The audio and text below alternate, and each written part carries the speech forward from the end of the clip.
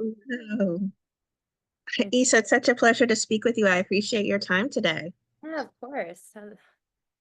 Nice chat. Longtime fan, you were exceptional on Star Trek, but you are maybe even better if you don't mind me saying. Oh, thank you so much. I think though I speak for all of your coworkers in the pit when I say, what is your problem? I know. What is her deal? What is, I mean, I'm sure that's the most question the most often question you've been asked about this series, is her backstory and where this attitude come from. Why she feels superior to not just her coworkers, but to the residents, the people that are guiding her. I know. Yeah, I think what makes the show really cool is that you are going into a workplace and you've got 15 hours, real life hours with them. And it is like any workplace you would go to. Obviously, we're in an ER, but like you could walk, I'm sure you've walked into work and been like, I like that person, don't like that person, really don't like that person, love that person. And we get to kind of represent what that world looks like of any of our worlds.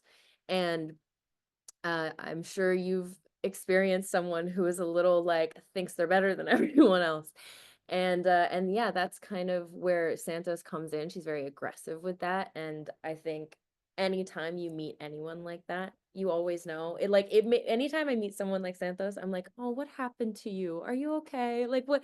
It just makes me go like, who hurt you? And I think that is unfortunately the case, and it's the case for a lot of like obviously every character has a backstory, but with a 15-hour real life kind of episode arc, it's you're not going to dive deep into every single backstory. But throughout the episodes, you get a little bit of information. You start to see the walls starting to crumble, and you get a little peek behind the curtain, and you can tell like anyone who acts like that is in pain. Hurt people, and you start to see that definitely in episode 7. She Uh, does talk about her mother, Yeah, early so on. So what's up with her mother like what's going on there? But yeah, I think we talked a lot in the first couple weeks of medical boot camp. We had some time to talk with John and Scott about our characters and what they had in mind for our backstories, and so yeah, I we definitely are playing with the ideas that she experienced a lot in her childhood that made her really put up those walls and also made her really competitive. We said that she's an ex-athlete too. So she's extremely competitive, is trying to get ahead, trying to get into people's heads, like trying to play mind games. And it all comes from a place of vulnerability, but she likes to attack it. well, on that point, I think she sees Huckleberry as her kid brother. Yeah. Um, Javati is a way to get ahead. Um, and maybe Mel is her most genuine-ish, if you can call it, Yeah. connection. So If not Dana, because she does seem to, as she might be the only one she respects no, outside of I think Garcia. she sees that like Dana is actually in charge. So I think she kind of clocks who she can mess with and where she like obviously she pushes the boundaries with the residents, but I think Dana lays down the law enough, and also Catherine Lanassa to me scares the shit out of me, so I'm not gonna cross her. Well, you don't. We see Garcia, I mean, excuse me, we see Santos not take advice from Robbie, not take advice from Lasher. She might only find Garcia as the acceptable person to look to for medical advice. Is that because she has this goal in mind, only focused on surgery, no matter what? She's sort of tunnel vision. Is that why she doesn't tend to listen, no matter what, to these people who clearly know better than her since they have a higher residency level? Yeah. I think, yeah, I think she sees, well, from the get-go, Garcia kind of takes an interest in Santos and is like, just naturally letting her present to her and kind of deferring to her sometimes. And so I think Santos is very smart and like clocks that and is like, okay, there's an ally, there's someone who is listening to me and believes in me. and there's also a bit of a tension there as well, and obviously can't really explore that in one shift. It's not Grey's Anatomy, but but we do, like, I think she recognizes that that is somewhere that she's going to get ahead the most because someone is trusting in her. But also I think she recognizes that they're not so different. Like, Garcia is also a very strong personality and likes to poke at people and make fun and be a little aggressive in the same way. So I think people are both a little unsoothed by both of their personalities. So it's like, might as well just buddy up. At least Lasher is. I think he tolerates Santos. He looks like though she might be getting on his last nerve at this stage of episodes that we've seen so far. But I will say that Santos, will kindly say, has some balls on her because she goes to Collins and says, if you happen to get these, I'd Yeah. like, like to be able to intubate someone. And they're like, are you trying to just get me to save specific things just for Yeah. you? And then she does ask a fellow resident, is it okay if I go over someone's head? Um, After speaking with Dana about what she feels, is there a genuine concern, I have to ask, for Santos about these vials, or is it a way to sort of deflect from what happened in that room where she could have possibly not saved this man's life? I mean, she definitely, I think, feels dressed down from the moment that when she put that man on BiPAP when she wasn't supposed to, and like could have killed that guy in episode, I think it's 3 or 4. But so that definitely kind of was a shot to the ego. But I think with the vials, that is a genuine moment of like, this is weird. Because like, even though she's at the beginning of her career, it's like she's still handled this medication before and it's never been hard to take off, and it's just like too many things are lining up.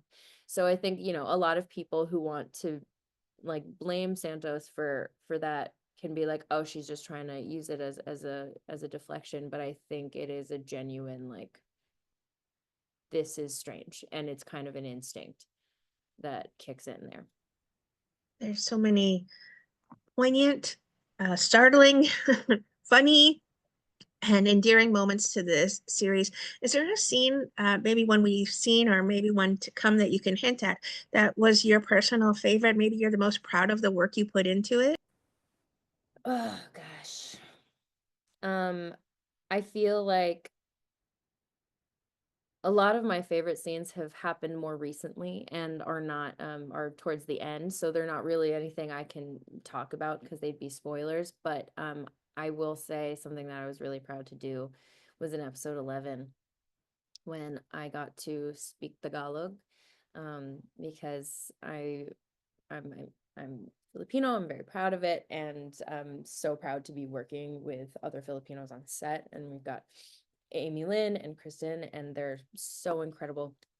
And they feel like big sisters to me. And when I saw that they wrote in that I spoke Tagalog in it, I was just really really excited to represent my my people and myself and all those things. So I think that was a day that I like immediately called my dad after, and I was like, look, guess what I got to do.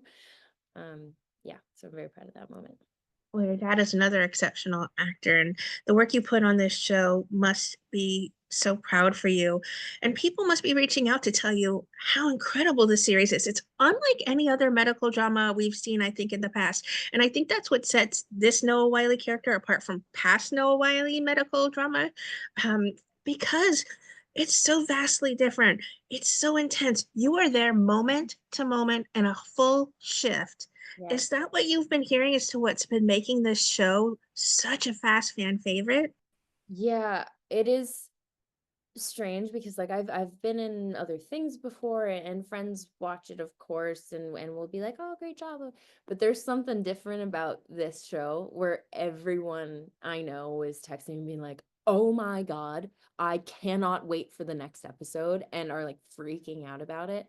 And that's a testament to the writing and the performances and just what John creates. I mean, he knows how to make a good medical show, and this one is, I think, just goes beyond all expectations in that it's something brand new. Yeah, you've never seen it before, and it also just is so realistic, sometimes too much. Some of my friends who have been in a lot of hospitals, they're like, I kind of can't. And I'm like, I totally understand. Don't watch this. Like, if this is going to be too triggering for you, then don't. But like, for those who don't know what goes on in an ER, and they don't know the struggles that medical professionals face on a day-to-day basis, like, I think it is so important for people to realize what the reality is right now for nurses and healthcare workers in general.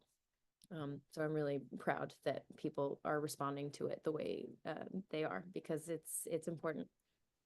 Well, I have $10 on it being a junkie that stole the Yes, ambulance, that's and one of my then favorite parts. I love it. they literally have like a whiteboard in the hallway set up of taking bets, and people are, I mean, even How you Princess got got into through. it. That's That's how how you you get know. through a hard shift. Get That's through a how you hard know shift. what kind of shift it is. Well, thank you so much, Isa, for chatting with me. It's beyond a pleasure to chat with you about the special work you continue to do on our screens, especially with this show. You have to be proud of yourself for Thank what you. you are embodying on this. Thank you so much. It's absolutely my pleasure. Be safe, be well. Bye.